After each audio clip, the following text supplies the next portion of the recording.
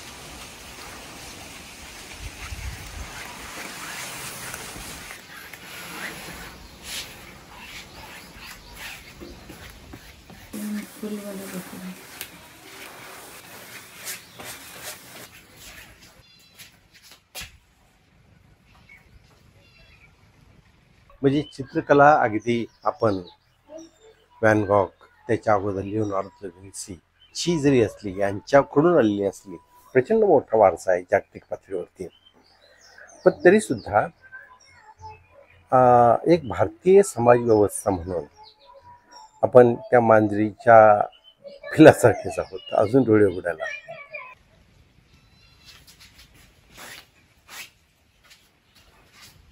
देखा काय असते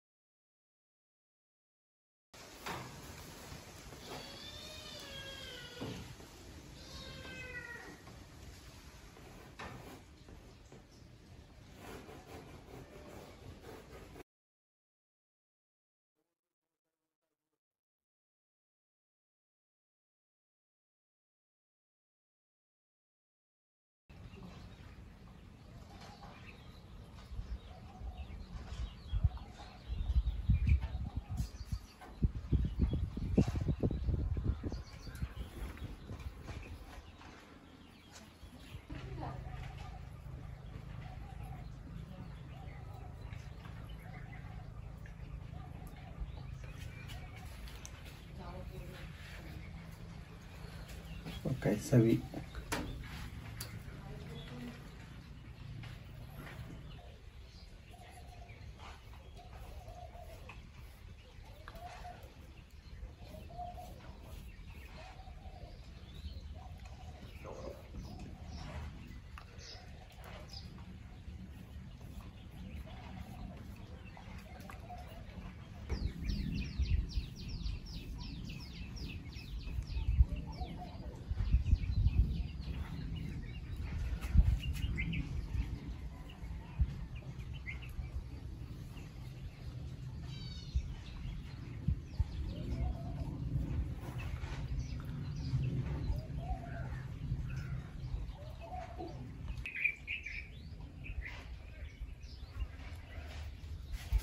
माझा एक मित्र किंवा मैत्रीण म्हणा, तुम्हाला जे वाटेल ते म्हणा, ते एका श्रीमंत माणसाचं घर दाखवत होते मला. पण मी सगळं दाखवून झाल्यानंतर मी एकदा बघितलं, मला काय आवडलं नाही बाबा घर. ती व्यक्ती मला म्हणाली की मला काय आवडलं नाही म्हणजे तुम्हाला काय आवडतं? एवढी श्रीमंत आहे, एवढी करोडो रुपयाची प्रॉपर्टी त्यांनी गोळा केलेली आहे, त्यांनी सजवलेली आहे. अगदी रशिया, चायना वगैरे इथून सगळे आर्टिफॅक्ट्स आणलेले आहेत वगैरे वगैरे. मी म्हटलं पण मला काय आवडलं नाही, त्याचं कारण कसं? त्याचं कारण असं की मी त्या भिंतीवरती बघत होतो, त्या भिंतींना डोळे नव्हते. म्हणजे डोळे नव्हते म्हणजे त्याच्यावरती एकही मला असं पोर्ट्रेट वाटलं नाही. अगदी एम एफ हुसेनचा नसेल आणि कोणाचं असेल आणि कोणाचं असेल, तशा पद्धतीनं साधारणपणे नाव असलेल्या एखाद्या व्यक्तीचं मला काय पोर्ट्रेट असं काही दिसलं नाही. म्हटलं म्हणजे एकंदरीतच त्या व्यक्तीच्या लक्षात आलं की मी ज्याला श्रीमंती म्हणून हे दाखवायचा प्रयत्न करते, त्याच्या दृष्टीनं श्रीमंतीची व्याख्या वेगळ्या आहेत आणि खरोखर तशाच माझी व्याख्या आहेत. मी खूप माझा बँक बॅलन्स आहे वगैरे असं दाखवलं तर I don't get impressed by that. एकंदरीतच जर आपण बघितलं तर आपल्या ज्या काही कला, मूलभूत कला आहेत, संगीत असेल, साहित्य असेल, नाट्यकला असेल, नृत्यकला असेल किंवा चित्रकला असेल, याच्या बाबतीत आपला समाज जो काय आहे तसा असून फारसा काही प्रगत झाला असं मला वाटत नाही. हे अमोल पालेकरांचं निरीक्षण आहे. माझंही याच्यापेक्षा वेगळं काही आहे असं नाही.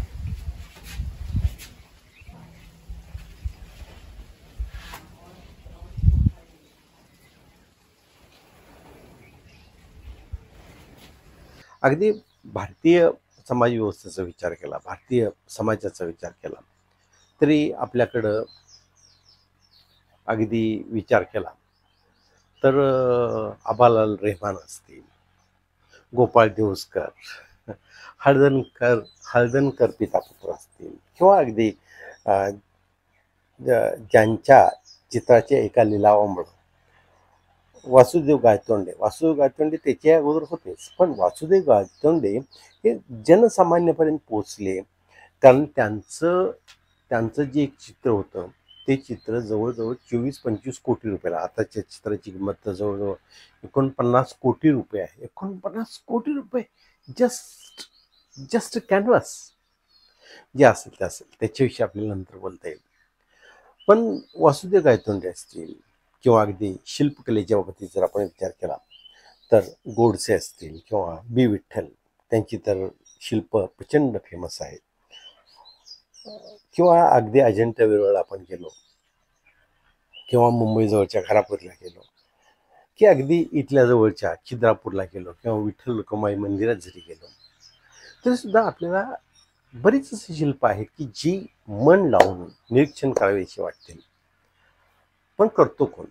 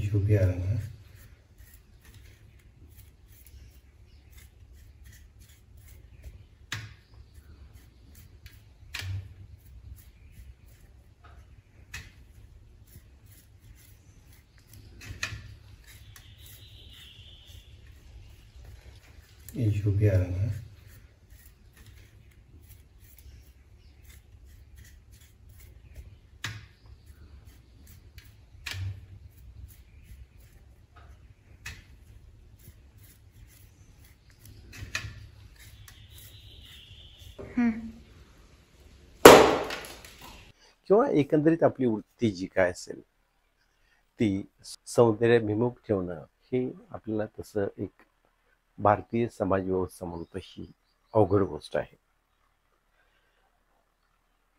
अगदी रवींद्रनाट्य मंदिर, मी मुंबईला काम करायचो त्यावेळेला रवींद्रनाट्य मंदिर पाडलं आणि तिथं पु ल देशपांडे कला अकादमी उभा केली.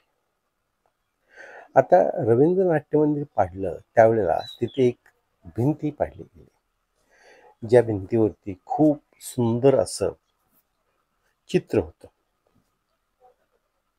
आणि चित्र ही जमीन नुसतं करण्यात आलं. जो कोणी JCB वाला असेल किंवा जो कोणी पाडणार असेल त्याला माहितीही नाही, त्याच्या डोक्यात ही कल्पना पण आली नाही. गोपाळ देऊसकर यांनी एक प्रचंड मोठं भिंती चित्र तिथं उभं केलं होतं.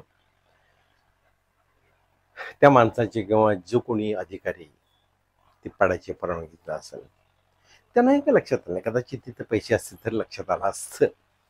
म्हणजे एकंदरीत आपल्या समाज व्यवस्थेमध्ये तुम्हाला लक्षात येईल की ह्या गोष्टी खूप महत्त्वाच्या आहेत. आपण पैशाच्या पलीकडे अजून पोहोचले असतो.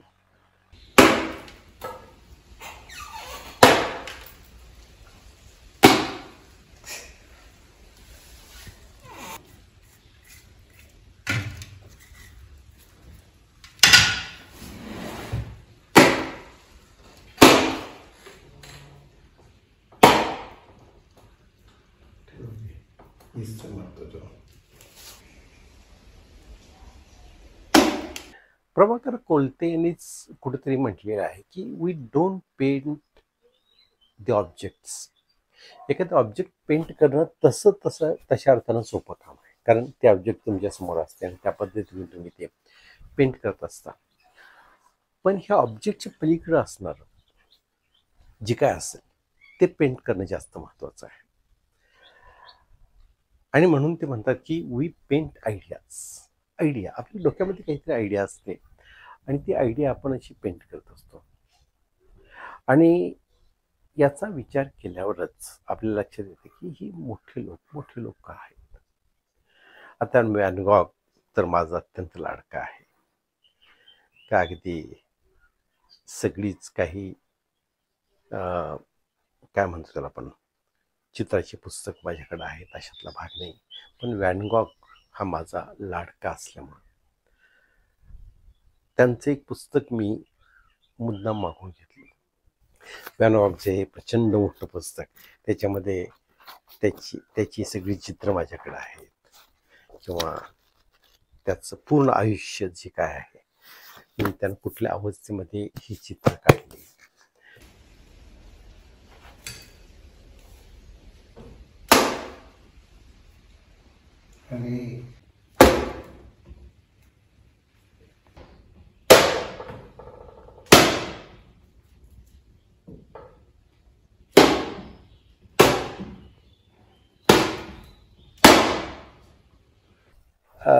व्हॅन गॉग किंवा व्हॅन गॉग म्हणायचा की first I paint my dreams and then I see the reality, आणि मग मी बघतो. त्यामुळं स्टारी नाईट्सच्या चित्रामध्ये त्यांनी, आता साधारणपणे आपण जर बघितलं तर आपल्याला आकाशातले जे काही तारका असतात त्या बारीक बारीक अशा खूप छोटे छोटे दिसतात, पण त्या स्टारी नाईट ह्या पेंटिंगमध्ये मोठे मोठे सूर्यासारखे दाखवले.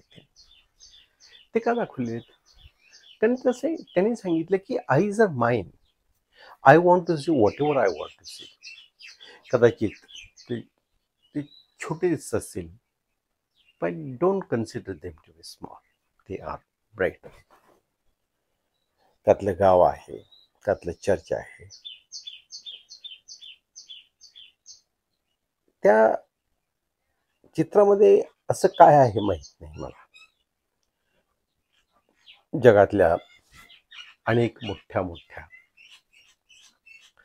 चित्रकारांनी असेल, आर्ट क्रिटिकने असेल, they have commented upon it, they have created so many things on it, but still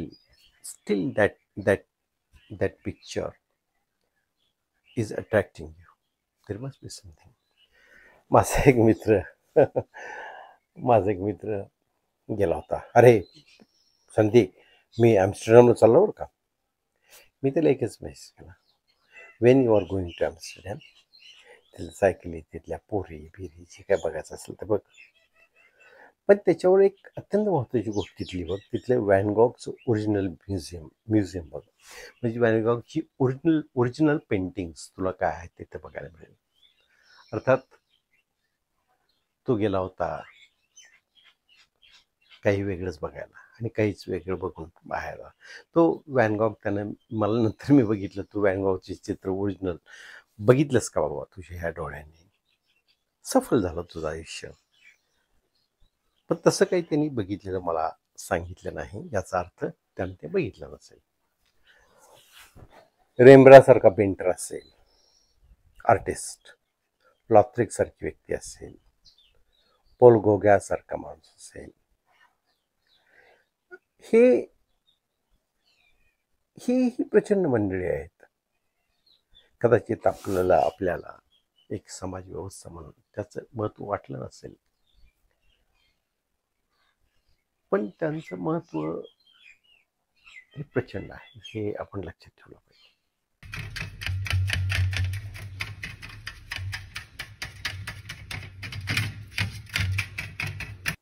तर आता हे जे पेंटिंग तुम्ही माझ्या बाजूला बघताय, I call it as a painting that is driven by some imagination. Perhaps you are not able to see that picture or portrait, you can say, in full, but in Marathi literature, one of the very ambiguous, termed as ambiguous poet, Grace, happened to be one of my very favorite poets. I have read many of his poems. I have listened to his lectures, though he was not so frequently coming out for any invitations and all like that. तर त्यांचं जे चित्र आहे, somewhere I had come to know, or somewhere I got a picture as a reference. आणि मला ते लक्षात आलं की तो कवी जो आहे ग्रेस, तो कवी सुद्धा असाच आहे. आयुष्याचा इसेन्स त्याने शोधायचा प्रयत्न केला, पण आज तुम्ही जे काही चित्रामध्ये बघता, जे काही बघता, जे काही त्याच्यासमोर सगळे प्रॉब्लेम्स आलेले आहेत, ते अशा पद्धतीचे आहेत. शेवटी some suggestions are there, and through that suggestions he got to know something about his life, and most of his poems are misinterpreted. But if you really try to understand from all his lectures what exactly he mean to say, and how he widens his canvas from personal to the universal, that is very important of him. Of course, I have listened to many of his lectures. तर ते एक painting आहे. I am not claiming और I am not saying that that is a very big picture as such. कारण अलीकडं अगदी गेल्याच महिन्यामध्ये एक क्रिस्टीचं ऑक्शन झालं, आणि त्या ऑक्शनमध्ये द ग्रेट M.F. हुसेन 1953-54चं काहीतरी ते just India had become free, आणि म्हणून ग्रामयात्रा म्हणून त्यांचं जे पेंटिंग होतं, जे स्कॉटलंडमध्ये एका भिंतीला टांगलं होतं. अर्लियर मला माहीत होतं की V.S. गायतोंडे यांचं जे काही पिक्चर होतं ते आता साधारणपणे 49-50 कोटी रुपये आहे. दुसरी पण एक भारतातील पेंटर आहे, त्यांची पेंटिंग 70-71 कोटीला गेली, पण दिस वॉज हायेस्ट पेड 119 crores. असं बाबा घेणारे लोक असतात, भिंती तशा आर्ट कलेक्टर्स असतात. मग मी आपलं या पेंटिंगविषयी विचार केला की ग्रेसच्या दृष्टीनं काहीतरी आपल्याला करता येईल का, चित्रामध्ये, कवितांमध्ये झालं वगैरे वगैरे. पण म्हणून मी विचार केला आणि मी त्या दृष्टीनं ते पेंट केलेलं आहे. ही इथं लावलेलं आहे. This is the painting that I had drawn. I not the master's hand you can say, पण इट्स ओके. मतलब मी माझ्या मजेसाठी, माझ्या टाईमपास करण्यासाठी, मला जी काही लहानपणी वाटत होतं की आपण रंगवावं वगैरे, ते रंगवत असतो.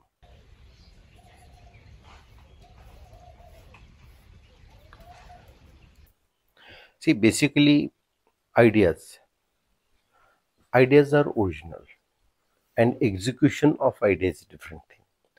Ideas, when they come to you, they come in naked form, but the execution of that is different. In execution, perhaps I may fall short because so many reasons, because I don't have a formal training of that. It is possible, but idea was my genuine idea. The whole picture that if you see, it is of that poet. What kind of a philosophy that the poet tried to go in life. He tried to understand life, tried to understand the people around him. He tried to understand the whole essence of life, the things which are in between, the object that he wants to achieve, the meaning in the life that he wants to get into, and in between him, you can see the representation in the kind of a bird that is being shown.